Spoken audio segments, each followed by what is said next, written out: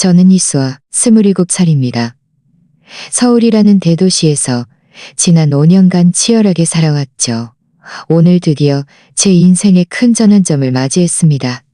외국계 기업으로부터 합격 통지를 받았고 연봉은 6천만 원입니다. 아침 9시가 조금 넘었을 때 월세방 작은 베란다에서 빨래를 널고 있는데 휴대전화가 여신 울리기 시작했습니다. 전화벨이 울리는 순간 제 손은 미세하게 떨렸습니다. 몇 번이나 심호흡을 하고서야 전화를 받았죠.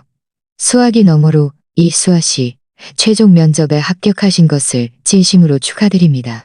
저희는 이수아 씨를 마케팅 부장으로 정식 채용하며 연봉은 6천만 원입니다라는 말이 들려왔을 때 저는 너무나 기뻐서 손에 들고 있던 옷걸이를 그만 바닥에 떨어뜨렸습니다.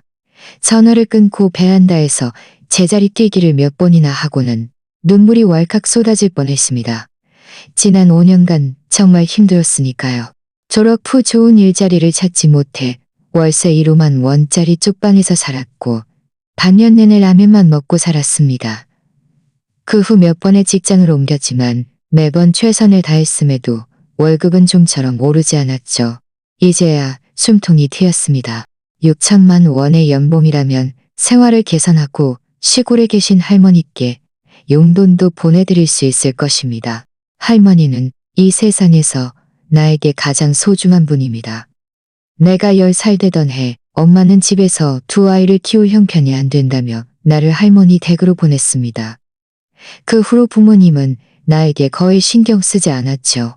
오직 할머니만이 나를 아끼고 돌봐주셨으며 내가 대학에 합격할 때까지 학비를 대주셨습니다. 이제 나에게 능력이 생겼으니 가장 먼저 할머니를 편안하게 해드리고 싶었습니다. 저는 휴대전화를 꺼내 할머니께 전화를 걸어 좋은 일자리를 얻었다는 소식을 전했습니다. 할머니는 전화 저편에서 너무나 기뻐하며 연신 잘 됐다, 잘 됐어. 우리 수아가 드디어 성공했구나. 하고 말씀하셨고 서울에서 몸조리 잘하고 너무 무리하지 말라고 당부하셨습니다.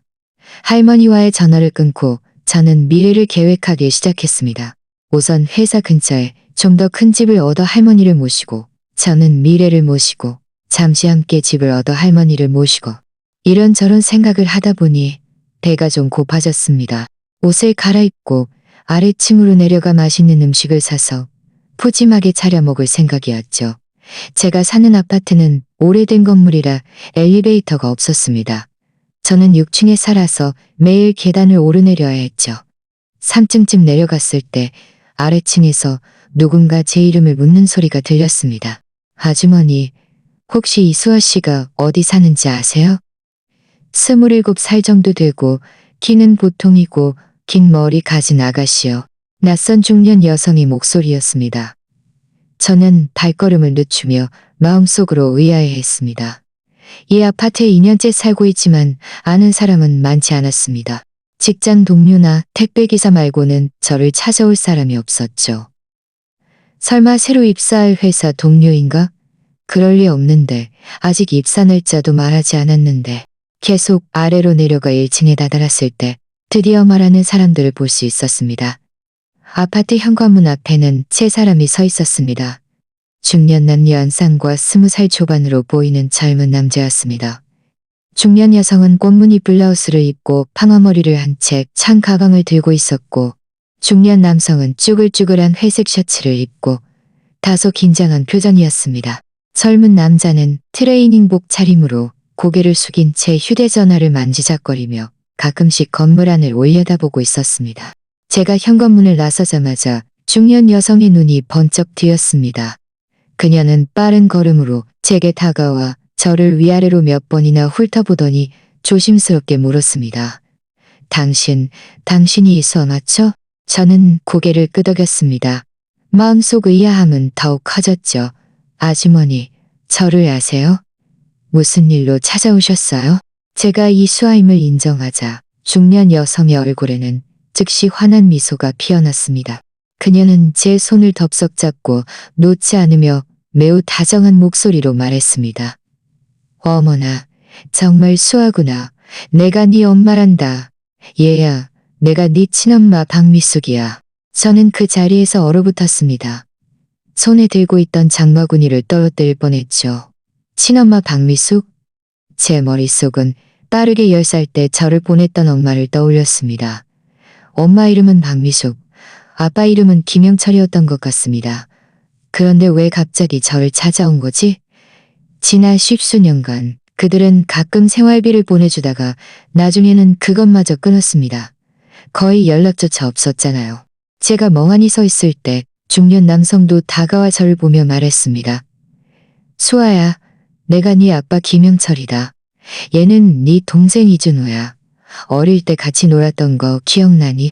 그가 가리키는 방향을 따라가 보니 젊은 남자는 고개를 들어 저를 한번 쳐다보더니 다시 고개를 숙여 휴대전화를 만지작거렸습니다. 누나라는 말 한마디도 하지 않았죠. 제 마음은 순식간에 차갑게 식었습니다. 이렇게 오랫동안 연락도 없다가 갑자기 찾아와서는 제가 거의 기억도 없는 동생까지 데리고 온 걸 보니 도대체 무슨 속셈일까?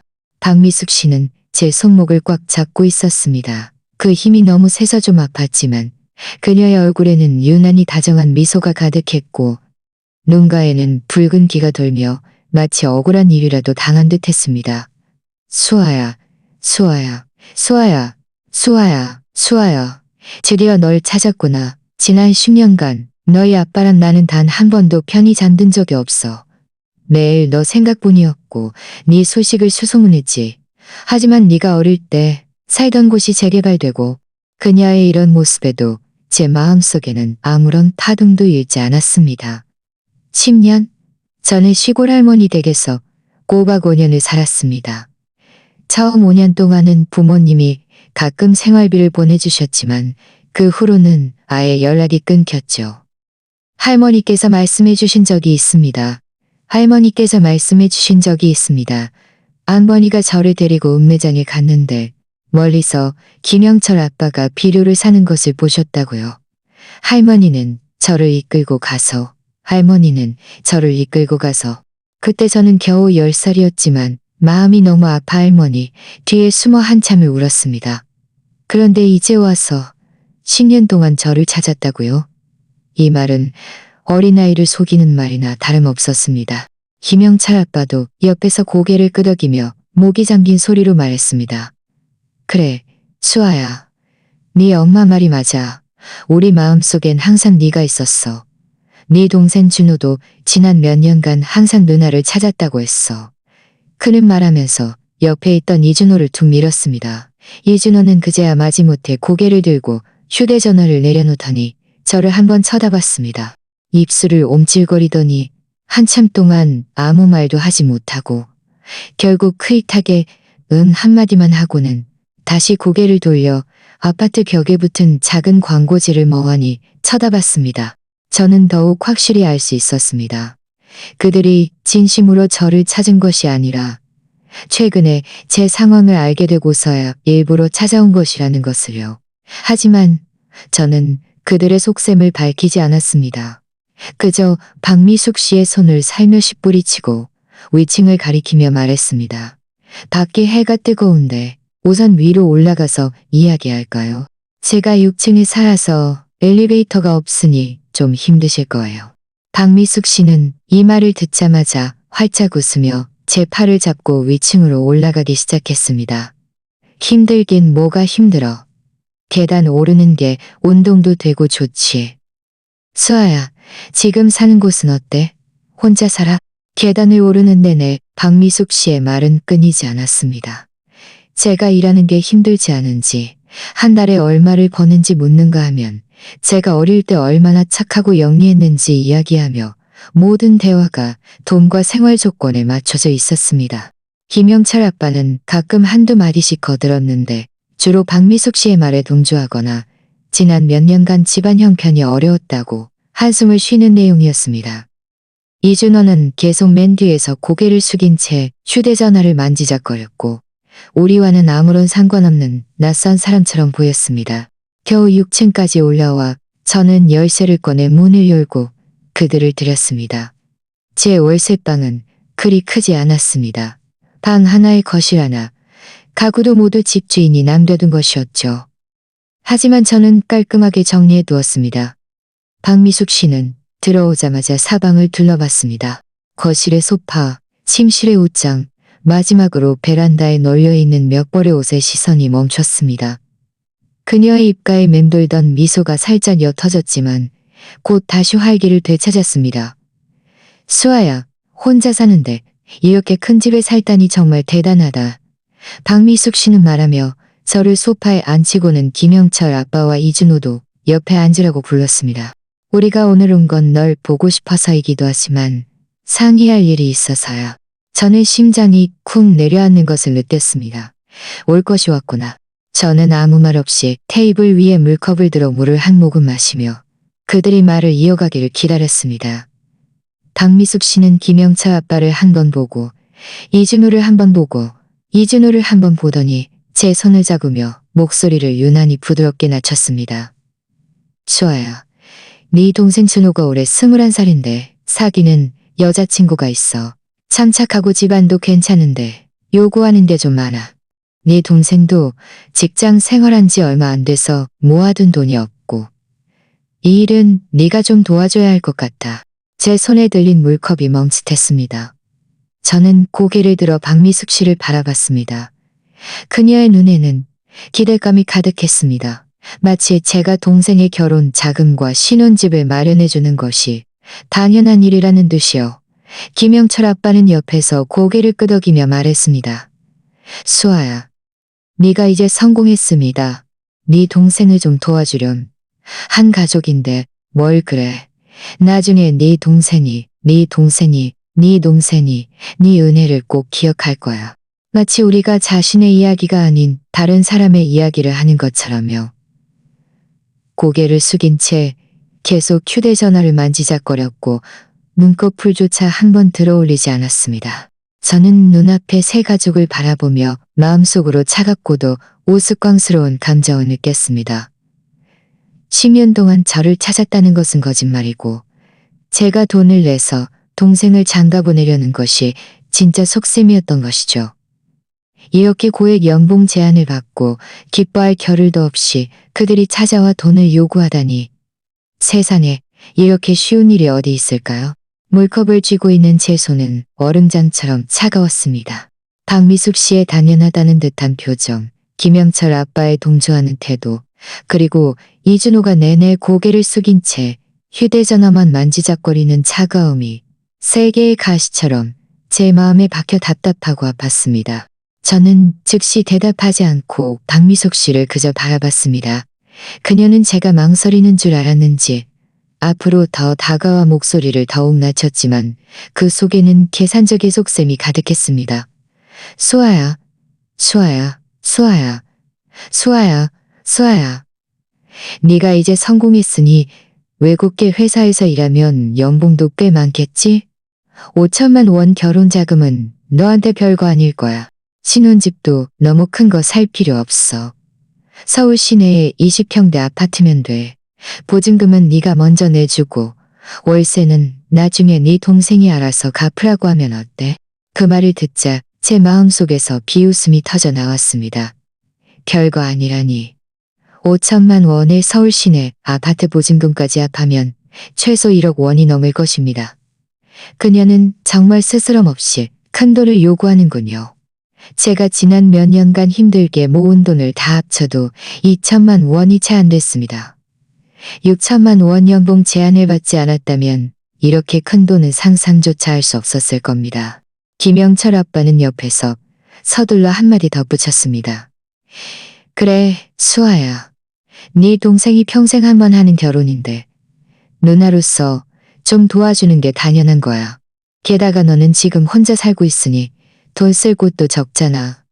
우리 늙으면 나중에 네 동생한테 의지할 건데 동생에게 의지의 노후를 보내겠다고?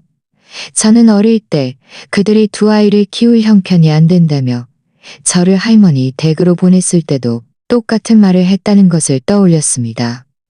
그때 이준호는 겨우 5살이었죠. 그들은 이준호를 안고 저에게 말했습니다. 수아야, 착하게 있어. 돈 많이 벌면 다시 데리러 올게. 하지만 그 한 번의 이별이 17년이 될 줄은 몰랐습니다. 이 오랜 세월 동안 그들은 할머니께 단 한 푼의 양육비도 보내지 않았습니다. 심지어 제가 대학에 합격하고 학비를 마련하지 못해 도움을 요청했을 때 박미숙 씨는 여자애가 그렇게 많이 배워서 뭐해. 일찍 나가서 돈이나 버는 게 최고지라는 말만 남기고 전화를 끊어버렸습니다. 저는 물컵을 내려놓고 최대한 침착한 목소리로 말했습니다. 5천만 원 결혼 자금에 서울 시내 아파트 보증금이라니 합치면 적은 돈이 아니에요. 저도 직장 생활한 지 몇 년 안 돼서 그렇게 많은 돈을 가지고 있지 않아요. 박미숙 씨는 이 말을 듣자마자 얼굴에 미소가 즉시 사라졌고 제 손을 잡고 있는 힘이 더욱 강해졌습니다. 수아야, 어떻게 그렇게 말할 수 있어? 좋은 직장 구했다며? 외국계 기업이면 연봉도 분명 높을 텐데. 지금 당장 돈이 없어도 나중에 천천히 모으면 되잖아. 네 동생 결혼을 미룰 수 없어. 그 아가씨 부모님이 연말에 약혼하고 내년 봄에 결혼해야 한다고 했대. 만약 결혼 자금이랑 집 문제가 해결 안 되면 결혼이 깨진다고 했어. 깨지면 깨지는 거지. 저는 일부러 느긋하게 말했습니다. 준호는 이제 겨우 21살인데 나이도 어린데 2년 정도 더 기다렸다가 결혼해도 늦지 않아요. 게다가 결혼은 두 사람의 일인데 누나가 이렇게 큰 돈을 내는 게 어디 있어요. 이 말이 나오자 이준호는 드디어 고개를 들었습니다. 그는 미간을 찌푸리며 불쾌한 목소리로 쏘아붙였습니다. 누나, 말하는 게 왜 그래? 나랑 내 여자친구는 사이가 좋은데 왜 기다려야 해? 누나가 내 누나인데 돈 좀 도와주는 게 뭐가 어때서? 우리 부모님이 누나를 이렇게 키웠는데 누나는 이제 잘났다고 우리를 모른 척하는 거야. 이준호의 정치만 당연하다는 듯한 얼굴을 보자 제 마음은 더욱 차갑게 식었습니다. 나를 이렇게 키웠다고. 그는 제가 10살 이후로 단 한 푼도 그들 집에 돈을 쓰지 않았다는 것을 잊은 모양이었습니다. 할머니가 닭을 팔고 채소를 팔아본 돈으로 한 푼 두 푼 모아서 저를 키우셨습니다. 그는 어릴 때부터 먹는 것도 최고였고 모든 좋은 것을 다 받았습니다. 그런데 이제 와서 제가 그들을 모른 척한다고 비난하다니. 내가 너희를 모른 척한다고? 저는 이준호를 바라보며 목소리를 몇 톤 높였습니다. 내가 10살 때 할머니 댁으로 보내진 후 17년 동안 너희는 나에게 몇 번이나 전화했어?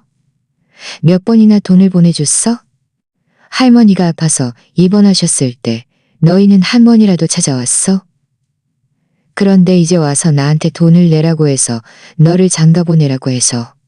너를 장가보내라고 하고 내가 너희를 모른 척한다고? 이준호는 제가 말하는 동안 얼굴이 새빨개졌고 반박하려 했지만 한참 동안 아무 말도 하지 못했습니다. 박미숙 씨는 서둘러 이준호를 감싸며 저에게 소리쳤습니다. 수아야, 너 왜 이래? 네 동생한테 왜 그렇게 화를 내? 애가 어려서 뭘 모르는데 네가 뭘 따져? 게다가 그때 우리가 돈이 없었잖아. 돈이 있었으면 널 할머니 댁으로 보냈겠니? 이제 우리가 어려우니 네가 안 도와주면 뭐가 어때서? 불이요? 저는 이 두 단어를 되뇌며 극도로 비꼬는 듯한 느낌을 받았습니다. 너희가 나를 내보내고 모른 척했을 때는 왜 불효라고 말하지 않았어? 이제 와서 나한테 돈을 내라고 하면서 효도를 들먹이며 나를 협박하는 게 너희는 적절하다고 생각해? 김영철 아빠는 한숨을 쉬며 어른 행세를 했습니다. 수아야, 지난 일은 이제 그만 얘기하자. 다 한 가족인데 뭘 그렇게 따져. 지금 가장 중요한 건 네 동생 결혼 문제야. 그냥 우리 늙은 부부를 불쌍히 여긴다고 생각하고 네 동생을 이번 한 번만 도와주렴. 나중에 우리가 네 은혜를 꼭 기억할게. 저는 그들 세 명을 바라보며 이미 마음속으로 결정을 내렸습니다. 그들이 돈을 원한다고? 좋아, 내가 승낙해주지. 하지만 그들도 대가를 치러야 할 거야. 저는 일부러 한동안 침묵하며 격렬한 내적 갈등을 겪는 척했습니다. 박미숙 씨와 김영철 아빠는 긴장한 표정으로 저를 바라봤고 이준호도 미간을 찌푸린 채 제 대답을 기다렸습니다. 약 1분 정도 지났을 때 저는 천천히 입을 열었습니다. 좋아요. 제가 도와줄게요. 하지만 조건이 있어요. 제 말이 떨어지자마자 박미숙 씨와 김영철 아빠의 눈이 순간 밝아졌습니다. 이준호도 휴대전화를 만지작거리던 손을 멈추고 고개를 들어 저를 쳐다봤습니다. 박미숙 씨는 서둘러 물었습니다. 조건? 무슨 조건이야, 수아야? 네가 동생을 도와주기만 한다면 조건 하나가 아니라 10개라도 다 들어줄게. 저는 소파 등받이에 기대어 무릎을 가볍게 두드리며 그들 3명의 조급한 얼굴을 훑어보며 천천히 입을 열었습니다. 제 조건은 아주 간단해요. 각서를 써줘야 해요. 각서? 김영철 아빠는 미간을 찌푸리며 이해하지 못하겠다는 듯이 말했습니다. 무슨 각서를 써? 우리 한 가족인데 각서까지 쓸 필요가 있어? 한 가족이기 때문에 더더욱 써야 해요. 저는 침착하지만 단호한 어조로 말했습니다. 각서에는 너희가 자발적으로 나에게 이준호의 결혼 자금 5천만 원과 서울 시내 신혼집 보증금을 도와달라고 요청했다는 것을 명확히 써야 해요. 이 돈은 내가 자원해서 굽는 것이고 빌려주는 것이야. 하지만 동시에 이번에 돕고 나면 우리 사이에 더 이상 어떤 형제적 문제도 없다는 것도 명시해요. 앞으로 너희가 노시해야 해요. 이 말이 나오자 박미숙 씨의 얼굴에 맴돌던 미소가 순간 굳어졌고 그녀의 눈빛은 살짝 흔들렸습니다. 수아야, 그 각서라는 게 너무 서먹서먹한 거 아니니? 우리 한 가족인데 어떻게 그렇게 선을 그어? 선을 그어야만 해요. 저는 그를 바라보며 10살 때의 일을 떠올렸습니다. 제 마음은 마치 차가운 물을 뒤집어 쓴 듯했습니다. 내가 10살 때 할머니 댁으로 보내진 후로 너희는 나를 한 번도 돌보지 않았어. 할머니가 돌아가시기 전에는 나보고 너희를 미워하지 말라고 너희도 사정이 있었을 거라고 말씀하셨지. 하지만 지금 나는 너희에게 묻고 싶어. 그때 나를 보낸 것이 정말 사정 때문이었을까? 이 말은 바늘처럼 박미숙 씨와 김영철 아빠를 찔렀고 그들은 모두 고개를 숙였습니다. 이준호는 옆에서 듣다가 짜증이 난 듯 미간을 찌푸리며 물었습니다. 누나, 옛날 얘기는 왜 꺼내? 지금은 내 결혼 얘기잖아. 옛날 얘기를 안 하면 지금 얘기를 어떻게 해? 저는 고개를 돌려 이준호를 바라보며 목소리를 낮췄습니다. 내가 시골 할머니 댁에서 어떤 삶을 살았는지 너는 알아? 할머니 댁은 흙벽돌집 한 채뿐이었어. 겨울에는 바람이 숭숭 들어오고 여름에는 비가 샜지. 내가 초등학교 다닐 때는 매일 날이 밝기도 전에 일어나 할머니를 도와 돼지에게 밥을 주고 채소를 밭에서 뽑아야 했어. 그리고 1시간이나 되는 산길을 걸어서 학교에 갔지. 그때 나는 비 오는 날이 제일 쉬웠어. 산길이 미끄러워서 여러 번 넘어졌고 무릎에는 아직도 상처 자국이 남아있어. 저는 바지를 걷어올려 무릎에 희미한 상처 자국을 보여줬습니다. 박미숙 씨와 김영철 아빠는 그 상처를 한 번 보더니 서둘러 시선을 피하며 저와 눈을 마주치려 하지 않았습니다. 그때 너희는 어디 있었어? 저는 말을 이어갔습니다. 너희는 서울에서 아파트에 살면서 이준호에게 새 옷, 새 가방을 사주고 맛있는 것을 먹으러 데려갔지. 나는 옆집 언니가 입던 헌옷을 입었고 가방은 할머니가 헝겊 조각으로 기워주신 것이었어. 1년 내내 설날이나 겨우 고기 한 점 먹을 수 있었지. 한 번은 내가 고열이 나서 할머니가 나를 업고 3시간이나 되는 산길을 걸어 읍내병원이가 나를 업고 3시간이나 되는 산길을 걸어 읍내간이나 되는 산길을 걸어 읍내병원이가 단 한 번이라도. 하지만 너희는 오지 않았어. 여기까지 말하자 제 목소리는 조금 떨렸습니다. 할머니는 제 마음속 가장 부드러운 곳이자 가장 아픈 곳이었으니까요. 할머니가 돌아가셨을 때 저는 대학에 다니고 있었고 기차표 살 돈이 없어서 마지막 모습을 보러 가지 못했습니다. 그것이 제 평생 가장 큰 한이었습니다. 수아야, 그때는 우리가 정말 돈이 없었어. 김영철 아빠가 낮은 목소리로 말했습니다. 그의 목소리에는 죄책감이 섞여 있었지만 변명이 더 컸습니다. 나랑 네 엄마가 서울에서 일해서 번 돈으로는 나랑 네 엄마 그리고 준호만 먹고 살기에도 빠듯했어. 정말 너까지 돌볼 여유가 없었단다. 나까지 돌볼 여유가 없었다고? 저는 비웃었습니다. 내가 중학교 다닐 때 너희는 이준호에게 게임기를 사줬지. 2억만 원이 넘는 돈이었어. 그때 할머니는 편찮으셔서 약값이 필요했어. 내가 너희에게 2만 원만 달라고 했는데 너희는 돈이 없다고 했지. 너희는 돌볼 여유가 없었던 게 아니라 아예 나를 마음에 두지도 않았던 거야. 박미숙 씨는 제 말에 얼굴이 불그락불그락해졌습니다. 제 손을 잡으며 애원하는 목소리로 말했습니다. 수아야, 우리가 잘못했어. 그때는 우리가 어리석어서 너를 소홀히 했어. 하지만 지금은 달라. 네가 성공했으니 우리도 너와 가까워지고 싶어. 이 각서는 안 쓰면 너무 정 없어 보이잖아. 정? 저는 그를 바라보며 마음속으로 비웃음이 가득했습니다. 처음에 나를 내보냈을 때는 왜 정을 생각하지 않았어? 이제 와서 나에게 정을 이야기하려 하다니 너무 늦었어. 저는 자리에서 일어나 책상으로 가서 종이와 펜을 가져와 그들 앞에 놓았습니다. 각서는 쓰든가 아니면 나는 이 일을 돕지 않을 거예요. 너희가 직접 선택해요. 박미숙 씨와 김영철 아빠는 서로를 바라봤습니다. 그리고 옆에 있는 이준호를 봤죠. 이준호는 미간을 찌푸리며 짜증난 듯 말했습니다. 엄마, 써줘. 그냥 종이 한 장이잖아. 일단 돈부터 갖자. 이준호의 말을 듣자 박미숙 씨는 결심한 듯 펜을 들고 저를 보며 물었습니다. 각서를 어떻게 써야 해? 네가 말하면 내가 받아 적을게. 저는 제가 말한 조건들을 하나하나 말했고 박미숙 씨는 그대로 받아 적었습니다. 그녀의 글씨는 삐뚤빼뚤했고 쓰는 속도도 매우 느렸습니다. 김영철 아빠는 옆에서 지켜보며 가끔 틀리지 않도록 일러줬습니다. 이준호는 소파에 앉아 계속 고개를 숙인 채 휴대전화만 만지작거렸습니다. 마치 이 모든 일이 자신과는 아무런 상관없는 것처럼요. 박미숙 씨가 다 쓴 후 저는 각서를 받아 자세히 읽어봤습니다. 문제가 없음을 확인한 후 그들 3명에게 모두 서명하고 지장을 찍으라고 했습니다.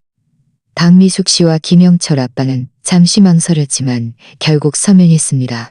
이준호는 귀찮다는 듯 펜을 받아 자신의 이름을 서명했고 지장을 찍을 때는 일부러 아주 세게 눌러 찍었습니다. 저는 각서를 잘 접어 지갑에 넣고 그들을 보며 말했습니다. 각서는 잘 보관했어요.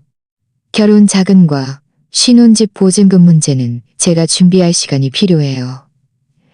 작은 금액이 아니니까요. 너희는 일단 돌아가서 제 연락을 기다리세요. 준비가 되면 연락할게요. 박미숙 씨와 김영철 아빠는 이 말을 듣자마자 얼굴에 즉시 환한 미소가 피어났습니다. 박미숙 씨는 제 손을 잡고 연신 수아야, 너 정말 착한 아가씨구나. 앞으로 우리가 너랑 잘 지낼게라고 말했습니다. 김영철 아빠도 옆에서 동조했습니다. 이준호만이 여전히 무관심한 표정으로 서서 말했습니다. 그럼 우리 갈게. 누나, 빨리 준비해줘. 저는 고개를 끄덕이고 아무 말도 하지 않았습니다. 그들을 문 앞까지 배웅하고 계단을 내려가는 세 사람의 뒷모습을 바라보며 저는 지갑을 꽉 쥐었습니다. 지갑 속의 각서는 제 반벽의 첫걸음이었습니다. 그들은 제가 순순히 돈을 내줄 것이라고 생각하겠지만 제가 이미 그들을 위해 함정을 파놓았다는 것을 알지 못할 겁니다. 그들이 뛰어들기만을 기다리고 있습니다. 박미숙 씨와 그들 3명의 뒷모습이 계단에서 사라지자 저는 문을 닫고 문에 기대어 길게 한숨을 쉬었습니다. 방금 억눌렀던 감정들이 한꺼번에 밀려왔습니다. 눈물이 왈칵 쏟아질 뻔했죠. 억울해서가 아니었습니다. 할머니 때문이었습니다. 할머니가 아직 살아계셨다면 그들이 저를 이렇게 괴롭히는 것을 보시고는 분명 저를 안아주셨을 겁니다. 저는 책상으로 가서 지갑 속의 각서를 꺼내 테이블 위에 펼쳐놓았습니다. 그 위에 삐뚤빼뚤한 서명과 빨간 지장을 보며 제 입가에는 차가운 비웃음이 걸렸습니다. 그들은 이 종이 한 장이 돈을 얻고 이준호를 장가보낼 수 있는 요술 지팡이라고 생각하겠지만 이 종이는 곧 그들의 얼굴을 때리는 따귀가 될 것이라는 것을 알지 못할 겁니다. 저는 서둘러 주민센터에 연락하지 않았습니다. 먼저 회사에 전화를 걸어 입사 절차를 확인했습니다. 인사팀에서는 다음 주 월요일부터 입사가 가능하다고 하려 관련 서류를 준비해달라고 했습니다. 전화를 끊자 제 마음은 더욱 든든해졌습니다. 이 직업을 든든한 배경으로 사마 박미숙 씨 일가와 싸워나갈 수 있을 것이라고 생각했습니다. 이제 저를 증언해 줄 사람을 찾아야 했습니다. 저는 옆집에 사시는 왕 여사님을 떠올렸습니다. 왕 여사님은 마음씨 좋은 퇴직 교사로 평소 저와 사이가 좋았고 종종 제 택배를 대신 받아주시곤 했습니다. 지난번에 할머니가 서울에 며칠 머무셨을 때도 왕 여사님께서 특별히 과일을 많이 가져다 주셨죠. 왕 여사님께 부탁하면 분명 기꺼이 도와주실 것이라고 생각했습니다. 저는 옷을 갈아입고 왕 여사님 댁 문을 두드렸습니다. 왕 여사님은 금세 문을 열고 웃으며 말했습니다. 수아야, 무슨 일이니? 어서 들어와 앉아. 저는 왕 여사님을 따라 집으로 들어가 박미숙 씨 일가가 저에게 돈을 요구한 일과 제가 각서를 쓰게 한 일을 처음부터 끝까지 말씀드렸습니다. 왕 여사님은 이야기를 듣고 화가 나서 테이블을 탁 쳤습니다. 이런 가족이 다 있어. 너무 심하네. 어떻게 부모라는 사람들이 딸을 내보내놓고 모른 척하다가 이제 네가 성공하니 돈을 요구해? 수아야, 두려워하지 마. 내가 증언해줄게. 왕 여사님의 지지를 얻자 저는 더욱 용기를 얻었습니다. 저는 왕 여사님께 앞으로 주민센터와 언론에 연락해서 박미숙 씨 일가의 진짜 모습을 폭로할 생각이라고 말씀드렸습니다. 왕 여사님은 연신 고개를 끄덕이며 전적으로 협조하겠다고 하셨습니다. 왕 여사님 댁에서 나와 저는 곧장 아파트 주민센터로 향했습니다. 주민센터의 박 동장님은 40대 중반의 여성으로 공정하신 분이었습니다. 이전에 아파트에서 이웃 간의 갈등이 있을 때마다 그녀가 해결을 도와주셨죠. 저는 박미숙 씨 일가의 이야기를 박 동장님께 말씀드렸고 각서와 할머니가 살아계실 때 찍은 사진도 보여드렸습니다. 사진 속 할머니는 낡은 옷을 입고 어린 저의 손을 잡고 계셨고 배경은 시골의 흙벽돌 집이었습니다. 이는 제가 어릴 때 얼마나 힘들게 살았는지를 증명할 수 있었습니다. 박 동장님은 각서와 사진을 보더니 미간을 찌푸리며 말했습니다. 이수아 씨, 상황은 잘 알겠습니다. 걱정 마세요. 주민센터는 분명 이수아 씨 편에 설 겁니다. 이렇게 돈밖에 모르는 친척들은 반드시 교훈을 얻어야 합니다. 언론에 연락하신다면 저희 주민센터도 기꺼이 협조해서 증언하겠습니다. 주민센터의 지지를 얻은 후 저는 지역 방송국의 민원 해결 프로그램에 연락했습니다. 이전에 인터넷에서 비슷한 가족 갈등을 다룬 보도를 본 적이 있었는데 기자들의 태도가 매우 공정하고 보도도 객관적이었습니다. 저는 제 상황을 기자에게 설명했고 기자는 큰 관심을 보이며 다음 날 자세한 내용을 알아보기 위해 찾아오겠다고 했고 주민센터에도 가서 사실 확인을 하겠다고 했습니다. 이 모든 일을 마치고 집으로 돌아왔을 때는 이미 저녁이었습니다. 제가 막 자리에 앉자 휴대전화가 울렸습니다. 박미숙 씨였습니다. 제가 전화를 받자 박미숙 씨의 목소리는 조급했습니다. 수아야, 돈은 어떻게 준비되고 있니? 네 동생이 여자친구에게 다음 주에 집 보러 가자고 했대. 돈 준비되면 빨리 우리한테 말해줘. 저는 일부러 난처한 척하며 말했습니다. 엄마, 급할 거 없어요. 엄마 급할 거 없어요. 5천만 원의 보증금까지 하면 적은 돈이 아니잖아요. 회사에 월급 가부를 신청해야 하고 친구들에게도 좀 빌려야 해서 그렇게 빨리 준비될 수 없어요. 좀 더 기다려주시면 다음 주에 답을 드릴게요. 어떠세요? 박미숙 씨는 제 말을 듣고 조금 불쾌해했지만 더 이상 아무 말도 하지 않았습니다. 그저 저에게 그럼 서둘러줘. 네 동생 집 보러 가는 거 방해하지 말고라고 당부했습니다. 전화를 끊고 저는 차갑게 비웃었습니다. 다음 주. 그 후 며칠 동안 저는 입사 서류를 준비하는 한편 기자와 주민센터와 계속 연락을 주고받았습니다. 기자는 왕 여사님도 인터뷰했는데 왕 여사님은 자신이 보고 들은 모든 것을 기자에게 말했고 이전 할머니가 서울에 오셨을 때 찍은 사진도 보여주며 제가 할머니께 얼마나 효도했는지를 증명했습니다. 반대로 박미숙 씨는 할머니를 한 번도 찾아온 적이 없었다는 것도요. 금요일이 되자 기자는 저에게 보도가 이미 완성되었고 다음 주 월요일에 TV와 온라인에 동시 반영될 것이라고 말했습니다. 또한 다음 주 월요일 오전에 주민센터에서 만나자고 약속했고 그때 박미숙 씨 일가도 불러서 모든 일을 명확히 하겠다고 했습니다. 저는 박미숙 씨에게 전화를 걸어더니 거의 준비되었다고 말하며 다음 주 월요일 오전에 주민센터로 찾아오면 돈을 주겠다고 했습니다. 박미숙 씨는 이 말을 듣고 너무나 기뻐하며 연신 수아야, 여 정말 착한 아이구나 라고 말했고 이준호에게도 저에게 고맙다고 말하라고 했습니다. 이준호에게도 저에게 고맙다고 말하라고 했습니다. 이준호는 전화 단우 말하라고 했습니다. 이준호는 전화 너머로 마지못해 누나라고 한마디 했지만 그 목소리에는 성의 없는 태도가 가득했습니다. 다음 주 월요일이 너희의 탐욕에 대한 대가를 치르는 날이 될 거야. 월요일 아침, 저는 평소보다 일찍 일어났습니다. 입사 서류를 깔끔하게 정리해 가방에 넣고 각서, 할머니 사진, 그리고 왕 여사님이 찾아주신 낡은 물건들 어릴 때 할머니가 만들어주신 헝겊 인형, 그 위에 아직도 남아있는 꿰맨 자국 모두를 파일 봉투에 넣었습니다. 이 모든 것을 마치고 저는 약 30분 일찍 집을 나서 먼저 주민센터로 향했습니다. 주민센터 안에는 이미 사람들이 있었습니다. 박 동장님, 원 여사님, 그리고 조 기자님도 와 있었습니다. 조 기자님은 카메라맨과 함께 와 있었고 촬영 장비도 이미 설치되어 있었습니다. 박미숙 씨 일가가 오기만을 기다리고 있었죠. 수아야, 긴장하지 마. 우리가 있잖아.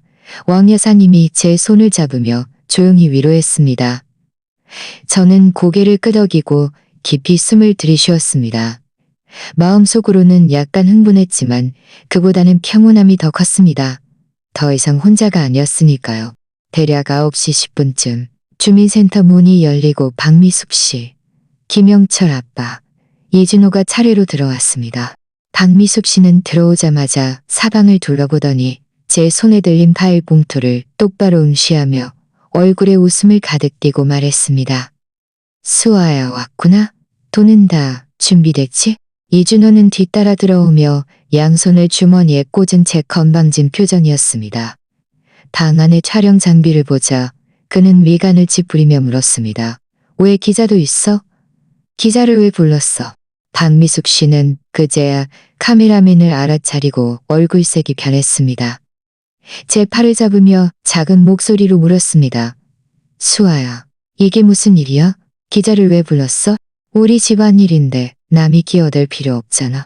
저는 살며시 그녀의 손을 뿌리치고 박 동장님 옆으로 가서 테이블 위에 파일 봉투를 들고 그들 세 명을 보며 침착한 목소리로 말했습니다. 기자를 부른 건 모두가 공정하게 보고 너희가 정말 가족을 찾아온 건지 아니면 돈을 요구하러 온 건지 보게 하고 싶어서요. 박미숙 씨는 이 말을 듣자마자 얼굴색이 순식간에 어두워졌습니다. 수아야, 그게 무슨 말이야? 우리가 한 가족 아니니? 내가 네 동생 결혼 자금 좀 도와달라고 한 게 왜 돈을 요구하는 게 돼? 너, 이 애는 왜 이렇게 말을 해? 돈을 요구하는 건지 아닌지 증거를 가지고 말해요. 저는 파일 봉투에서 각서를 꺼내 박 동장님께 건넸습니다. 박 동장님, 이건 지난번에 그들이 저를 찾아왔을 때 제가 쓰려고 한 각서예요. 여기에 아주 명확하게 쓰여 있어요. 그들이 자발적으로 이준호의 결혼 자금 5천만 원과 신혼집 보증금을 도와달라고 요청했고 그 후로는 어떤 경제적 문제도 없다는 것도요. 박 동장님은 각서를 받아 김영철 아빠와 박미숙 씨에게 보여줬습니다. 이걸 보세요. 이게 당신들이 서명하고 지장 찍은 거 맞습니까? 김영철 아빠는 각서를 한 번 보더니 얼굴색이 약간 창백해졌습니다. 박미숙 씨도 다가와 보더니 중얼거렸습니다. 우리가 서명한 거 맞는데 그게 뭐? 그건 네 마음 편하게 해주려고 쓴 거잖아. 네가 정말 이걸 가지고 뭐라고 할 줄 누가 알았겠어? 내가 이걸 가지고 뭐라고 하는 건 너희가 나를 가족으로 생각하지 않기 때문이에요. 저는 다시 파이 봉투에서 할머니 사진과 그 헝겊 인형을 꺼냈습니다. 너희는 이것도 기억해? 이건 내가 10살 때 너희가 나를 할머니 댁으로 보냈을 때 할머니가 나에게 만들어주신 헝겊 인형이야. 그때 너희는 두 아이를 키울 형편이 안 된다고 했지. 하지만 내가 시골에서 어떤 삶을 살았는지 너희는 알아? 할머니는 달걀을 팔아 내가 공부할 돈을 마련하셨어. 겨울에는 난방도 안 돼서 내 손은 온통 동상을 얼었지. 너희는 신경 썼어? 저는 사진을 조 기자에게 건넸고 조 기자는 사진을 카메라에 비추며 또렷한 목소리로 말했습니다. 시청자 여러분, 이 사진 속 어린 여자아이가 바로 이수아 씨입니다.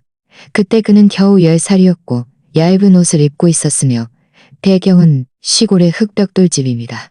그리고 이수아 씨는 자신의 친부모가 그가 10살 이후로는 거의 돌보지 않았고 할머니가 그를 키웠다고 말했습니다. 왕 여사님도 앞으로 나서서 카메라를 향해 말했습니다. 저는 이수아 씨의 이웃입니다. 이수아 씨 할머니께서 예전에 서울에 며칠 머무셨는데 몸이 많이 안 좋으셨어요. 이수아 씨는 할머니께 정말 효도했죠. 하지만 저는 이수아 씨의 친부모가 노인분을 찾아뵙는 것을 한 번도 본 적이 없습니다. 오히려 이번에 이수아 씨가 고액 연봉을 받는 직장을 구했다는 소식을 듣고는 아들 결혼 자금을 요구하러 자금을 요구하다는 직장을 구했다는 소식을 듣고는 이건 너무 심한 일입니다. 박미숙 씨는 화가 나서 왕 여사님을 가리키며 소리쳤습니다. 당신은 누구야? 당신이 뭔데 우리를 욕해? 우리 일이 당신이랑 무슨 상관이야? 여기서 헛소리하지 마. 헛소리라고? 왕 여사님도 지지 않고 말했습니다. 내가 직접 당신이 이수아 씨 손을 잡고 돈을 내라고 강요하는 것을 받고 돈을 안 주면 불효라고 말하는 것도 들었어. 이것도 헛소리야? 사람이라면 양심이 있어야지. 자기 딸한테 이렇게 대하고도 남을 욕할 자격이 있어. 이준호는 박미숙 씨가 왕 여사님과 싸움에서 밀리자 앞으로 나서며 저를 가리켰습니다. 이수아, 도대체 뭘 어쩌자는 거야? 돈 줄 거야? 안 줄 거야? 안 줄 거야? 안 줄 거면 솔직히 말해. 여기서 기자들 데리고 쇼하지 말고. 돈 당연히 안 줄 거예요. 저는 이준호를 바라보며 단호한 목소리로 말했습니다. 내가 왜 너한테 돈을 줘야 해? 너는 내 동생이지만 내가 어릴 때 너는 나에게 한마디라도 관심을 가져줬어? 할머니가 아프셨을 때 너는 한 번이라도 찾아왔어? 이제 네가 결혼한다고 하니 나라는 누나를 기억하고 내가 돈을 내주기를 바란다고? 이렇게 쉬운 일이 어디 있어? 돈을 안 줘. 이준호의 얼굴이 흉악하게 변하더니 손을 뻗어 제 파일 봉투를 빼앗으려 했습니다. 감히 돈을 안 줘? 우리 엄마 아빠가 너를 이렇게 키웠으니 너는 당연히 나한테 돈을 줘야 해. 손대지 마세요. 박 동장님은 서둘러 이준호를 막아섰습니다. 여기는 주민센터지. 당신이 난동을 부릴 곳이 아니야. 만약 손대면 경찰에 신고할 거야. 카메라맨도 카메라를 이준호에게 겨냥했습니다. 이준호는 박 동장님이 막아서고 카메라가 자신을 향하자 얼굴색이 창백해졌고 결국 분한 듯 뒤로 물러섰습니다. 박미숙 씨는 이준호가 이득을 보지 못하자 다시 훌쩍거리기 시작했습니다.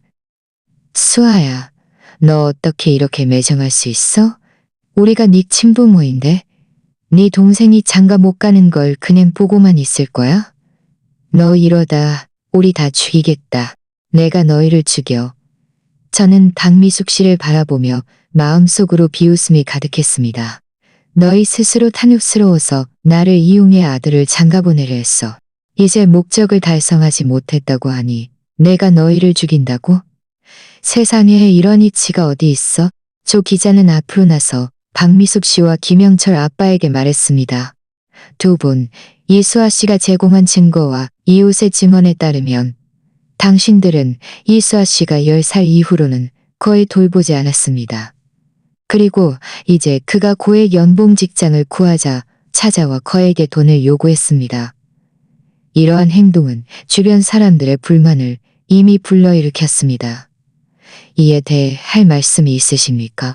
김용철 아빠는 고개를 숙인 채 한참 동안 아무 말도 하지 못했습니다. 박미숙 씨는 변명하려 했지만 주변 사람들이 모두 비난하는 눈빛으로 자신을 바라보자 결국 입을 다물고 더 이상 말하지 않았습니다. 저는 그들의 초라한 모습을 보며 한치의 동정도 느끼지 못했습니다. 이 모든 것은 그들이 자초한 일이었습니다. 그들이 처음에 저에게 어떻게 했는지 이제 그 결과를 그대로 감수해야 할 것입니다. 박 동장님, 조 기자님, 오늘 정말 수고 많으셨습니다. 저는 박 동장님과 조 기자에게 말했습니다. 저는 회사에 가서 입사 절차를 봐봐야 할 일이 있어서 먼저 가봐야겠습니다. 여기는 두 분께 맡길게요. 박 동장님은 고개를 끄덕였습니다. 걱정 말고 가세요. 여기는 우리가 잘 처리할 테니. 저는 서류 가방을 챙겨 주민센터를 나섰습니다. 뒤에서 박미숙 씨의 흐느끼는 소리와 박 동장님의 설득하는 목소리가 들려왔지만 저는 조금도 뒤돌아보고 싶지 않았습니다. 오늘부터 저는 그들과 완전히 선을 긋고 새로운 삶을 시작할 것이었습니다. 주민센터를 나와 저는 곧장 회사로 향했습니다. 길을 걷는 내내 제 마음은 더없이 가벼웠습니다. 마치 수년간 어깨를 짓눌렀던 짐을 내려놓은 듯 했습니다. 이전에는 박미숙 씨 일가 때문에 항상 신경이 곤두서 있었지만 이제 드디어 모든 것을 털어놓고 그들의 진짜 모습을 폭로했으니 더 이상 친부모라는 이름에 묶여 살 필요가 없었습니다. 회사에 도착하자 인사팀에서 저를 매우 친절하게 맞이해주며 입사 절차를 진행해 주었고 부서 동료들도 소개해 줬습니다. 동료들은 모두 친절했고 제가 신입 부장이라는 것을 알고는 자발적으로 업무 내용을 설명해 주어 처음에는 조금 긴장했던 제 마음이 많이 풀렸습니다. 입사 절차를 마치자 이미 점심시간이었습니다. 부서장님께서 저를 데리고 회사 식당으로 가서 식사를 했습니다. 식당 음식은 매우 푸짐했고 저는 2가지 반찬과 1가지 채소를 골라 자리에 앉았습니다. 두어 입 먹었을 때 휴대전화가 울렸습니다. 왕 여사님이었습니다. 제가 전화를 받자 왕 여사님의 목소리는 매우 흥분되어 있었습니다. 수아야, 빨리 지역 뉴스 채널 봐봐. 네 일이 벌써 방송됐어. 많은 사람들이 박미숙 씨 일가가 잘못했다고 말하고 있어. 저는 반가운 마음에 서둘러 부서장님께 양해를 구하고 휴대전화를 꺼내 지역 뉴스 홈페이지를 열었습니다. 첫 번째 기사가 바로 제 이야기였습니다. 친부모, 딸을 17년간 버리고 방치하다 고액 연봉 얻자 수억 원 결혼 자금 요구. 딸은 절대 묵인하지 않겠다. 기사에는 제가 벌여진 경험과 박미숙 씨 일가가 돈을 요구하고 제가 각서를 쓰게 한 일이 자세히 쓰여 있었고 할머니 사진과 각서 사진도 좋은 놈 아니네. 어떻게 자기 딸한테 이럴 수가 있어? 할머니 사진과 각서 사진도 정부되어 있었습니다. 아래 댓글은 이미 수백 개가 달렸는데 모두 박미숙 씨 일가를 비난하는데 왜 누나가 돈을 내서 장가 보내야 해? 이수아 씨가 잘했어. 저런 사람들은 봐주면 안 돼. 이 댓글들을 보며 제 마음은 따뜻해졌습니다. 제 결정이 옳았다는 생각이 들었죠. 저는 혼자 싸우는 것이 아니었고 이렇게 많은 낯선 사람들이 저를 지지해주고 있었습니다. 오후 근무 시간에도 제 휴대전화는 계속 울렸습니다. 모두 친구들이나 이전 직장 동료들이었는데 뉴스에 나온 일이 사실이냐고 물으며 저를 위로하고 너무 마음에 담아두지 말라고 했습니다. 저는 그들에게 일일이 고맙다고 말하며 괜찮으니 걱정하지 말라고 했습니다. 퇴근할 때 부서장님께서도 특별히 말씀하셨습니다. 이수아 씨, 오늘 뉴스에 나온 일 저희 모두 봤어요. 걱정 마세요. 회사가 이수아 씨를 지지할 겁니다. 혹시 그들이 또 와서 괴롭히면 저에게 바로 말해주세요. 저희가 해결 방법을 찾아드릴게요. 동료들과 부서장님의 지지를 얻자 제 마음은 더욱 든든해졌습니다. 저는 짐을 챙겨 집으로 돌아갈 준비를 했습니다. 회사 건물 아래로 내려가자 익숙한 뒷모습이 보였습니다. 박미숙 씨였습니다. 그녀는 저를 보자마자 달려와 제 팔을 잡으며 애원하는 표정으로 말했습니다. 수아야, 기자들한테 말해서 뉴스 좀 내려달라고 하면 안 될까? 지금 우리 동네 이웃들이 다 이 일을 알게 됐고 우리 뒷담화를 하고 있어. 네 동생 여자친구도 싸우고 헤어지자고 했대. 제발 우리를 좀 도와줘. 저는 힘껏 그녀의 손을 뿌리치고 한 발짝 뒤로 물러서서 거리를 유지했습니다. 뉴스는 기자들이 방송한 건데 제가 어떻게 내리라고 해요? 이 모든 일은 당신들이 자초한 일이에요. 지금 사람들이 뭐라고 하는 것도 당신들이 당연히 받아야 할 결과고요. 우리가 잘못했어. 우리가 틀렸어. 이러면 안 될까? 박미숙 씨는 말하며 제 앞에 무릎을 꿇으려 했습니다. 수아야, 제발 부탁이야. 기자들한테 말해서 뉴스 좀 내려달라고 해줘. 만약 네 동생 결혼이 깨지면 우리 집은 엉망이 될 거야. 저는 서둘러 그녀를 막아서며 무릎 꿇지 못하게 했습니다. 이렇게 하지 마세요. 저는 그런 것에는 넘어가지 않아요. 처음에 저에게 돈을 요구했을 때는 오늘 같은 날이 올 거라고 생각하지 않았어요. 이제 와서 잘못했다고 하니 너무 늦었어요. 바로 그때 김영철 아빠와 이준호도 다가왔습니다.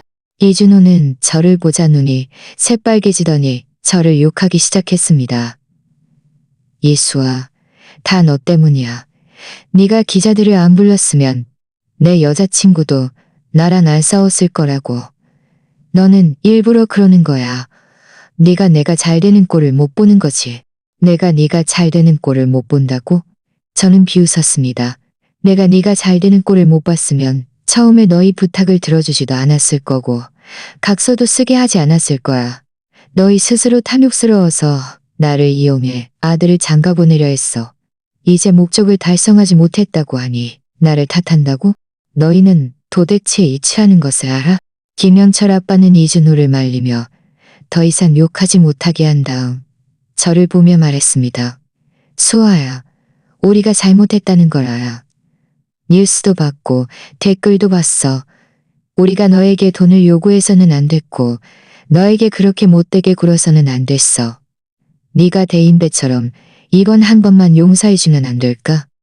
앞으로는 절대 너에게 돈을 요구하지 않을 거야. 우리가 너와 잘 지낼게. 저는 그들 세 명을 바라보며 마음속으로 조금도 흔들리지 않았습니다. 그들이 지금 이렇게 말하는 것은 진심으로 잘못을 뉘우쳐서가 아니었습니다. 뉴스가 방송되고 그들이 두려워졌기 때문입니다. 이준호와 결혼할 사람이 없을까봐 이웃들에게 비웃음을 당할까봐 두려웠던 것이죠. 만약 뉴스가 방송되지 않았다면 그들은 분명 이전과 똑같이 저에게 돈을 강요했을 것입니다. 저는 당신들을 용서하지 않을 거예요. 저는 단호한 목소리로 말했습니다.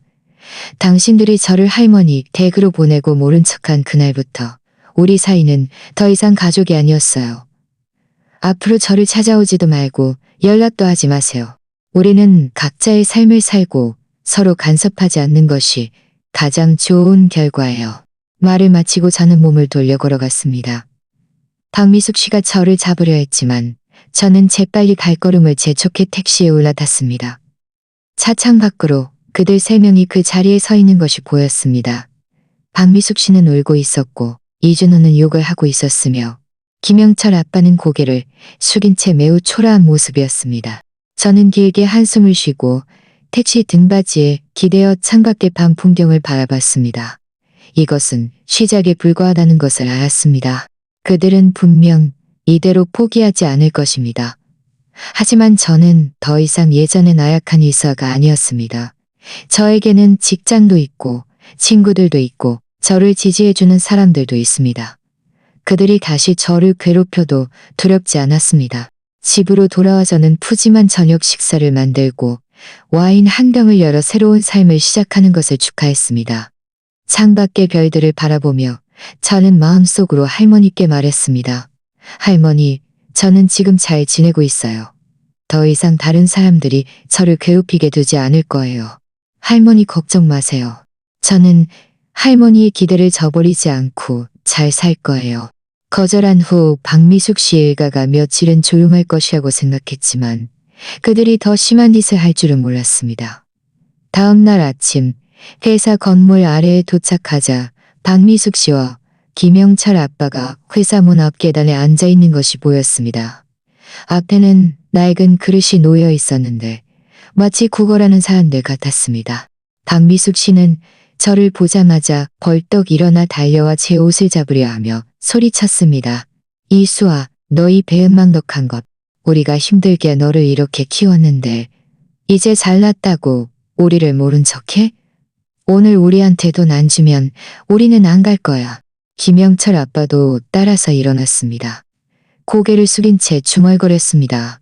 세상에 이런 일이. 백정 같은 딸을 키웠네. 진작에 너를 낳지 말았어야 했는데. 주변을 지나던 직장 동료들이 모두 멈춰서서 구경했고 웅성거렸습니다. 어떤 사람들은 휴대전화로 사진을 찍기도 했습니다. 저는 화가 나고 초조해서 서둘러 그들을 옆으로 이끌었습니다. 더 이상 소란 피우지 마세요. 여기는 회사 문 앞이에요. 얼마나 보기 안 좋아요? 할 말 있으면 집에 가서 해요. 집에 가서 얘기하자고? 너 아직도 집에 대해 알아? 박미숙 씨는 제 손을 뿌리치며 목소리를 더욱 크게 높였습니다. 네가 정말 양심이 있다면 우리에게 돈을 줘야 해. 네 동생을 장가 보내야지. 오늘 돈 안 주면 우리는 계속 여기서 소란 피울 거야. 네 회사 사람들이 다 네가 불효녀인 걸 알게 하고 네 사장님한테 너를 해고하라고 할 거야. 그녀의 말이 떨어지자 주변의 웅성거림은 더욱 커졌습니다. 저는 화가 나고 억울해서 눈물이 왈칵 쏟아질 뻔했습니다. 바로 그때 회사 경비원이 달려왔고 부서장님도 소식을 듣고 위층에서 내려오셨습니다. 부서장님은 제 옆으로 와서 박미숙 씨와 김영철 아빠에게 말했습니다. 두 분, 여기는 회사 사무실입니다. 여기서 소란을 피우는 것은 이미 저희의 정상적인 업무에 지장을 주고 있습니다. 당장 떠나주세요. 그렇지 않으면 경찰에 신고하겠습니다. 박미숙 씨는 부서장님이 오셨는데도 전혀 두려워하지 않고 오히려 더 기세등등하게 말했습니다. 경찰에 신고해? 신고해봐. 나는 오히려 경찰이 공정하게 판단해주기를 바라. 우리 딸이 돈 벌어서 친부모를 모른 척하고 동생 장가도 안 보내는데 이게 도대체 도리 맞아? 도리. 부서장님은 비웃었습니다. 제가 어제 뉴스를 보니 당신들이 이수아 씨를 17년간 버리고 방치했다고 하더군요. 그리고 이제 와서 찾아와 수억 원의 돈을 요구하고요. 당신들이 도리를 말할 자격이 있습니까? 정말 도리를 안다면 당신들의 행동을 깊이 반성해야 할 겁니다. 주변 동료들도 한마디씩 거들었습니다. 맞아요. 뉴스에도 다 나왔어요. 당신들 너무 심하네요. 이수아 씨처럼 좋은 사람이 어떻게 당신들 같은 부모를 만났을까? 박미숙 씨와 김영철 아빠는 이 말에 얼굴이 불그락불그락해졌고 더 이상 기세등등하지 못했습니다. 경비원이 기회를 틈타 앞으로 나서 그들을 옆으로 끌어냈습니다. 빨리 떠나주세요. 그렇지 않으면 정말 경찰에 신고하겠습니다. 박미숙 씨는 여전히 몸부림치려 했지만 주변 사람들이 모두 비난하는 눈빛으로 자신을 바라보자 결국 김영철 아빠에게 이끌려 마지못해 떠났습니다. 떠나기 전 박미숙 씨는 저를 돌아보며 원망 가득한 눈빛으로 노려봤습니다. 저는 한숨을 쉬고 부서장님과 동료들에게 말했습니다. 죄송합니다. 모두에게 폐를 끼쳤네요. 부서장님은 제 어깨를 두드리며 말했습니다. 괜찮아요. 마음에 담아두지 마세요. 저런 사람들은 단호하게 대해야 해요. 앞으로 그들이 또 와서 소란을 피우면 바로 경비원에게 말하거나 저에게 말해주세요. 저희가 처리해드릴게요. 동료들도 저를 위로하며 걱정하지 말라고 했습니다. 저는 그들의 이해와 지지의 마음이 따뜻해졌습니다. 이 일이 이렇게 끝나는 줄 알았지만 퇴근 후 집에 돌아오자 아파트 단지에서 또 다른 일이 벌어졌습니다. 제가 현관문 앞에 다다르자 이준호가 확성기를 들고 아파트 단지 안에서 소리치고 있는 것이 보였습니다. 이수아, 나와. 너 이 이기적인 여자. 나한테 돈 안 줘서 장가 못 가면 내가 온 동네 사람들에게 네가 불효녀인 걸 알릴 거야. 방 안에 숨어있지 말고 나와. 아파트 이웃들이 모두 구경하러 모여들었고 왕 여사님도 그 중에 계셨습니다. 왕 여사님은 저를 보자마자 달려와 제 손을 잡으며 말했습니다. 수아야, 나가지 마. 저놈 너무 심하네. 확성기 들고 여기서 미친 사람처럼 소리 지르고 있어. 저는 이를 악물고 결국 밖으로 나갔습니다. 이준호는 저를 보자마자 소리를 지르던 것을 멈추고 저를 가리키며 욕했습니다. 이수아, 드디어 나왔네. 너 오늘 당장 나한테 돈 줘야 해. 안 그러면 내가 계속 여기서 소리 지를 거야. 네가 이 아파트에서 못 살게 만들 거야. 너무 심하잖아. 저는 이준호를 바라보며 목소리가 떨렸습니다. 저는 이미 여러 번 말했어요. 저는 당신에게 돈을 주지 않을 거예요. 만약 여기서 또 소란을 피우면 경찰에 신고할 거예요. 경찰? 내가 무서워할 줄 알아. 이준호는 말하며 확성기를 다시 들고 소리치었습니다. 바로 그때 주민센터의 박 동장님이 몇몇 직원들과 함께 나타났습니다. 몇몇 마음씨 좋은 이웃들도 함께 왔죠. 박 동장님은 이준호 앞으로 가서 그의 손에 들린 확성기를 낚아챘습니다. 이준호 씨, 아파트 단지 안에서 큰 소리로 떠들며 주민들의 정상적인 생활을 방해하는 것은 이미 아파트 규정을 위반했습니다. 당장 우리와 함께 주민센터로 가세요. 그렇지 않으면 당신 부모님께 연락하거나 그것도 안 되면 경찰에 신고하겠습니다. 이준호는 박 동장님이 오고 주변 이웃들이 모두 환한 눈빛으로 자신을 바라보자 결국 두려워졌습니다. 고개를 숙인 채 아무 말도 하지 못했죠. 박 동장님은 직원들에게 이준호를 데려가라고 지시한 다음 주변 이웃들에게 말했습니다. 여러분 모두 흩어지세요. 이 일은 저희 주민센터에서 잘 처리하겠습니다. 더 이상 이 사람이 여러분의 생활을 방해하지 못하게 할 겁니다. 이웃들은 모두 고개를 끄덕였습니다. 왕 여사님은 제 손을 잡으며 위로했습니다. 수아야, 두려워하지 마. 우리가 있잖아. 그들이 더 이상 너를 괴롭히지 못할 거야. 저는 고개를 끄덕였습니다. 눈물은 결국 참지 못하고 흘러내렸습니다. 두려워서가 아니었습니다. 감동해서였습니다. 제가 가장 힘들 때 이 낯선 사람들이 나서서 저를 도와주고 지지해 주었습니다. 하지만 제 친부모와 동생은 저를 계속 상처 주기만 할 뿐이었습니다. 집으로 돌아와 저는 할머니 사진 앞에 향을 피웠습니다. 사진 속 할머니의 자애로운 미소를 보며 저는 마음속으로 맹세했습니다. 할머니, 저는 반드시 저 자신을 잘 지킬 거예요. 잘 살아서 더 이상 그 못된 사람들이 저를 괴롭히게 두지 않을 거예요. 할머니 안심하세요. 저녁에 박 동장님께서 저에게 전화를 걸어 이준호를 이미 비판하고 교육시켰으며 박미숙 씨와 김영철 아빠에게도 연락해서 이준호를 잘 교육하고 더 이상 아파트 단지나 회사에서 소란 피우지 말라고 했다고 전해주셨습니다. 만약 그들이 또다시 소란을 피우면 주민센터는 경찰서와 협력하여 강제 조치를 취할 것이라고요. 전화를 끊자 제 마음은 많이 안심되었습니다. 박미숙 씨 일가는 분명 이대로 포기하지 않을 것이라는 것을 알았지만 주민센터, 회사, 그리고 이웃들의 지지가 있었기에 더 이상 혼자서 그들을 상대할 필요가 없었으니까요.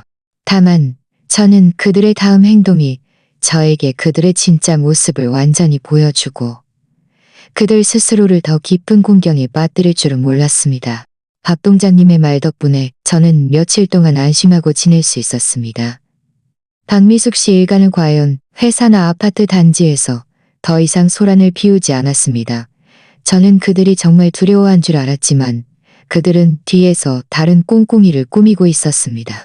약 일주일 후 왕 여사님이 갑자기 제 집문을 두드리며 다급한 표정으로 말했습니다. 수아야, 박미숙 씨 일가에 무슨 일 생겼는지 아니? 저는 심장이 쿵 내려앉는 것을 느끼며 서둘러 왕 여사님을 집으로 들여앉게 했습니다. 아주머니, 무슨 일이에요? 그들이 또 무슨 짓을 했어요? 왕 여사님은 물을 한 모금 마시고 숨을 고르더니 말했습니다. 방금 내가 시장에 채소를 사러 갔는데 누가 그러더구나. 박미숙 씨랑 김영철 씨가 친척들한테 여기저기 돈을 빌리러 다닌다고. 이준호 결혼 자금을 마련해야 한다면서. 그런데 아무도 빌려주려 하지 않더래. 나중에는 너무 급해서 사채를 빌리려고 했다는데 사기꾼한테 속아서 돈도 못 빌리고 집에 있던 얼마 안 되는 돈마저 다 뺏겼다고 하더구나. 저는 잠시 멍해졌습니다. 그들이 그렇게 어리석게 사채를 빌리려 할 줄은 몰랐습니다. 하지만 이내 그들의 성격을 생각해보니 이준호를 장가보내기 위해서라면 그런 짓도 서슴지 않을 것이라는 생각이 들었습니다. 그럼 이준호는요? 여자친구 쪽에서는 뭐라고 해요? 제가 물었습니다. 왕 여사님은 한숨을 쉬었습니다. 뭐라고 하겠니? 그 아가씨 집에 사는 뉴스를 보고 게다가 그 집이 돈도 없고 사채까지 빌리려 했다는 걸 알고는 이준호한테 바로 헤어지자고 했대. 앞으로는 절대 연락하지 않을 거라고. 이준호는 분해서 그 아가씨를 찾아갔지만 그 아가씨 부모님한테 쫓겨나고 욕까지 실컷 먹었다고 하더구나. 한 가족이 양심도 없고 누나한테 빌부터 살려고만 한다고. 이 말을 듣자 제 마음속에는 한치의 동정도 없었습니다. 그저 그들이 당연히 받아야 할 결과라고 생각했습니다. 처음에 그들이 그렇게 탐욕스럽지 않고 저에게 돈을 강요하지 않았다면 오늘날 이런 지경에 이르지도 않았을 것입니다. 얼마 지나지 않아 저는 박 동장님에게서 그들에 대한 더 많은 소식을 들었습니다. 박 동장님은 박미숙 씨와 김영철 아빠가 사채 사기꾼에게 돈을 뜯긴 후 다시 주민센터에 와서 소란을 피우려 했다고 말했습니다. 주민센터가 자신들을 제대로 돌보지 않아서 이런 지경에 이르렀다고요. 하지만 주민센터 사람들은 그들의 그런 행동에 넘어가지 않았고 바로 그들을 쫓아냈으며 다시 소란을 피우면 경찰에 신고할 것이라고 경고했습니다. 그 후 그들은 이전에 알던 친척들이나 친구들을 찾아가 도움을 요청했지만 그 사람들은 모두 돈이 없다고 하거나 아예 문을 닫고 만나주지 않았습니다. 어떤 먼 친척은 다른 사람에게 이렇게 말하기도 했습니다. 처음에 그들이 이수아 씨를 내보내고 모른 척하더니 이제 이수아 씨가 성공하니 돈을 요구하러 갔지. 그리고 이제 사기당했으니 우리한테 와서 도와달라고? 우리는 그들과 엮이고 싶지 않아. 괜히 연루될까봐. 박미숙 씨와 김영철 아빠는 돈을 빌리지도 못하고 아무도 도와주려 하지 않자 매일 집에서 싸우기만 했습니다.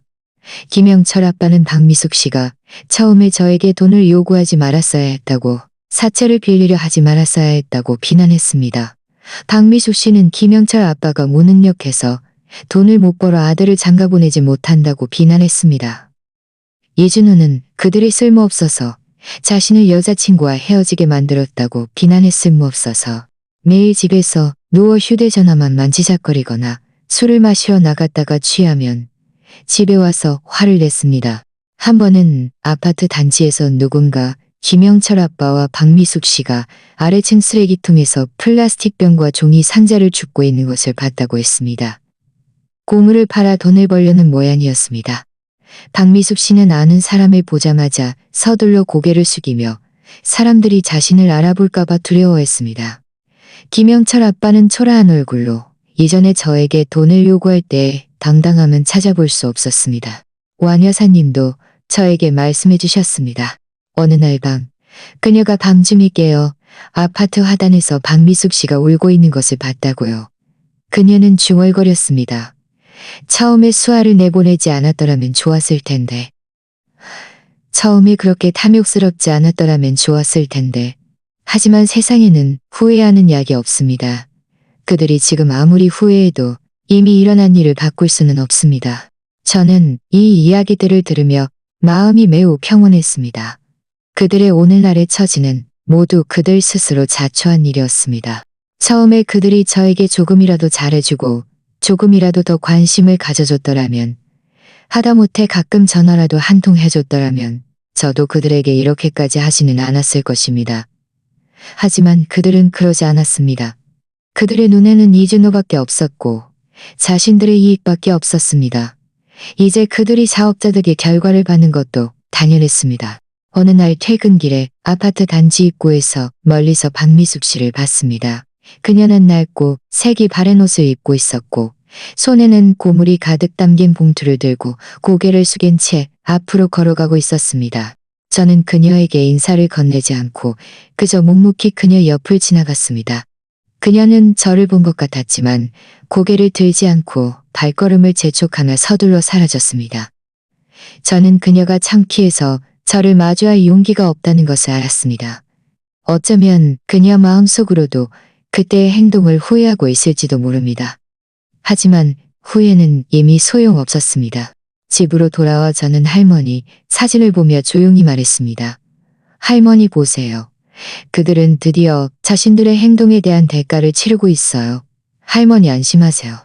저는 할머니의 기대를 저버리지 않고 잘 살 거예요. 그 후로 저는 박미숙 씨 일가에 대한 소식을 거의 듣지 못했습니다. 가끔 왕 여사님 입에서 한두 마디 듣는 것도 그들의 삶이 점점 더 나빠지고 있다는 내용이었습니다. 김영철 아빠는 오랫동안 근심에 잠겨 고혈압까지 얻어 매일 약을 먹어야 했고 박미숙 씨는 매일 집에서 한숨만 쉬며 몇 년은 늙어 보였습니다. 저는 고소해하지 않았습니다. 그저 그들이 마땅히 받아야 할 업보라고 생각했습니다. 그렇지 않으면 언젠가 그들처럼 스스로 자신의 삶을 망치게 테니까요.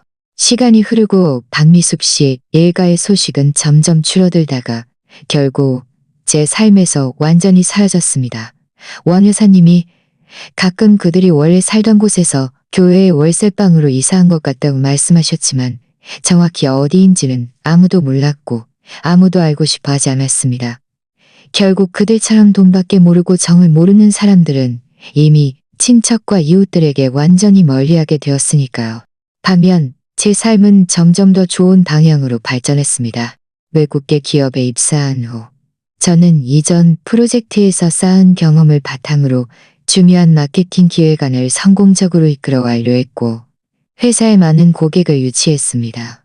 부서장님은 부서 회의에서 특별히 저를 칭찬했고 상과급을 신청해주겠다고도 말씀하셨습니다.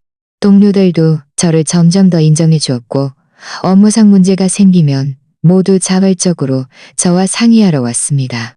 성과급을 받은 날 제가 가장 먼저 한 일은 시골에 있는 할머니 묘소에 가는 것이었습니다. 할머니가 가장 좋아하시던 국화꽃과 즐겨 드시던 찹쌀떡을 사들고 묘비 앞에 앉아 할머니께 많은 이야기를 조잘거렸습니다. 할머니, 저 지금 회사 생활 정말 잘하고 있어요. 동료들도 모두 저를 잘 챙겨주고 부서장님도 저를 인정해 주셔요. 저 성과급도 받았어요. 제가 졸업하고 한 달 월급보다 더 많아요. 저는 묘비의 먼지를 살며시 닦아내며 웃음 섞인 목소리로 말했습니다. 바람이 살랑 불어 나뭇잎들이 바스락거렸고 마치 할머니가 저에게 화답하는 듯 했습니다. 저는 묘비 앞에 앉아 할머니와 오랫동안 함께 있다가 해가 질 무렵에야 자리를 떠났습니다. 서울로 돌아온 후 저는 결심했습니다. 좀 더 큰 집으로 이사하기로요. 이전 월세방은 방 하나의 거실 하나뿐이라 비좁았지만 저는 할머니가 살아계실 때 사용하시던 낡은 물건들을 모두 가져오고 싶었습니다. 예를 들면 할머니가 만들어주신 헝겊 인형, 할머니가 쓰시던 실과 바늘, 그리고 할머니가 모아두신 오래된 사진들 말이죠. 방 하나의 거실 하나짜리 집에는 도저히 다 놓을 수 없었습니다. 저는 슈마를 이용해 여러 채의 집을 보다가 결국 방 2개의 거실 하나가 있는 아파트를 선택했습니다. 회사에서 멀지 않고 채광도 좋았으며 작은 베란다가 있어서 할머니가 좋아하시던 달맞이 꽃을 심을 수 있었습니다. 전세 계약을 하던 날 저는 일부러 할머니의 헝겊 인형을 가져와 침실 머리맡 선반에 놓았습니다. 그것을 보니 마치 할머니가 제 곁에 계신 것 같았습니다. 이사하는 날 왕 여사님과 친하게 지내던 이웃 몇 분이 모두 도우러 와주셨습니다. 모두들 땀을 뻘뻘 흘리며 가구를 옮기고 짐을 정리했지만 조금도 불평하지 않았습니다. 왕 여사님은 특별히 저에게 만둣국을 끓여주셨습니다. 이사하는 날 먹는 만둣국은 좋은 의미가 있다고 이걸 먹으면 삶이 점점 더 번창할 거라고 말씀하셨죠. 저녁에 저는 푸짐하게 음식을 차려 왕 여사님 일행과 함께 축하했습니다. 모두들 먹으면서 삶 이야기를 나누었고 분위기는 매우 화기애애했습니다. 눈앞에 진심으로 저를 아껴주는 사람들을 보며 제 마음은 따뜻해졌습니다. 비록 제 친부모와 동생이 저에게 깊은 상처를 주었지만 저는 그보다 더 많은 착한 사람들을 만났습니다. 그들은 가족처럼 저를 아껴주고 지지해 주었기에 제가 결코 외롭지 않다고 느끼게 해주었습니다. 입사 6개월 후 회사에 해외 연수 기회가 생겼는데 부서장님께서 저를 추천해 주셨습니다. 연수 장소는 프랑스 파리였고 한 달 동안 진행되었습니다. 선진 시장 경험을 배울 수 있을 뿐만 아니라 현지 문화를 체험할 수도 있었죠. 이 소식을 듣던 날 밤 저는 너무 기뻐서 잠을 한숨도 잘 수 없었습니다. 다음 날 아침 일찍 할머니 묘소에 가서 이 좋은 소식을 할머니께 전해드렸습니다. 할머니, 저 프랑스로 연수 가요. 할머니는 예전에 평생 해외여행 한 번 못 가봐서 바깥 세상을 보고 싶다고 하셨잖아요. 제가 파리에 가면 사진 많이 찍어서 할머니 보여드릴게요. 할머니가 못 보신 풍경 다 이야기해드릴게요. 연수 기간 동안 저는 매일 사진을 찍고 일기를 쓰며 파리에서 보고 들은 모든 것을 기록했습니다. 에펠탑에도 가고 루브르 박물관에도 갔으며 현지 맛집도 탐방하고 여러 나라에서 온 많은 동료들을 만났습니다. 모두 함께 공부하고 교류하면서 많은 것을 배우고 견문을 넓혔습니다. 귀국 후 저는 파리에서 찍은 사진들을 인화해서 앨범으로 정리해 할머니의 헝겊 인형 옆에 놓았습니다. 또한 연수에서 배운 지식을 업무에 적용했고 고지어 중요한 프로젝트를 성공적으로 이끌어 완료했습니다. 회사는 저의 월급을 인상해주고 저를 마케팅 부부장으로 승진시켜 주었습니다. 지금의 저는 업무도 순조롭고 생활도 안정적이며 진심으로 저를 아껴주는 친구들과 이웃들이 있습니다. 더 이상 친가족 문제로 고민할 필요가 없습니다. 가끔 박미숙 씨 일가가 생각나기도 하지만 마음속에는 더 이상 미움도 원망도 없습니다. 그저 평온함만이 남아있을 뿐입니다. 그들은 그들의 결말이 있고 저는 저의 인생이 있습니다. 우리가 각자 평안하고 서로 간섭하지 않는 것이 가장 좋은 결과입니다. 주말에는 베란다에서 달맞이 꽃을 심고 원여사님 일행과 함께 장을 보고 산책을 합니다. 할머니의 낡은 물건들을 꺼내 닦으며 할머니와 함께했던 날들을 추억합니다. 저는 할머니가 항상 제 곁에서 저를 지켜보고 저를 보호해 주시며 제가 더 좋은 사람이 되도록 이끌어 주신다는 것을 알고 있습니다. 저는 종종 생각합니다. 인생은 길과 같아서 길 위에서 비바람도 만나고 험난한 고개도 만날 수 있습니다. 하지만 우리가 포기하지 않고 용감하게 앞으로 나아간다면 반드시 무지개를 볼 수 있을 것이고 자신만의 행복을 찾을 수 있을 것입니다. 그리고 저는 이미 저만의 행복을 찾았습니다. 저는 할머니의 기대를 저버리지 않고 진심으로 저를 아껴주는 사람들을 실망시키지 않기 위해 잘 아끼고 잘 살 것입니다. 미래의 날들은 아직 많이 남아 있습니다. 저는 제 삶이 점점 더 번창하고 점점 더 다채로워질 것이라고 믿습니다. 오늘 이야기가 마음에 드셨다면 좋아요와 구독 부탁드립니다. 또 어떤 종류의 이야기를 보고 싶으신지 댓글로 여러분의 생각을 공유해 주세요. 저희는 계속해서 멋진 이야기를 제공할 것입니다.